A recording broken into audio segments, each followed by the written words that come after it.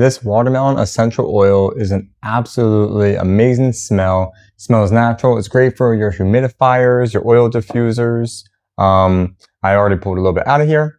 And you are able to simply put it right in. You can do it based off of your preference. I'd always suggest starting with less and then adding a little bit more.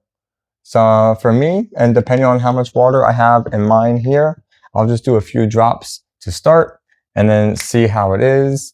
And then you can get used to it from there. If you aren't able to smell it, add a few more drops and then try it again. But this is a great way to be able to just have this organic essential oil to be able to make the room smell better, help to kind of give a more relaxing feel. This is great for spa situations in the home, in the office, really just about anywhere. You can even use this for making homemade soaps. This can also be used not directly on skin, but if you were to dilute it with another type of oil that is used to create a skin safe oil. But this can be used for lots of different purposes here. But this is just, it's pure, it's a natural oil. Highly recommend it.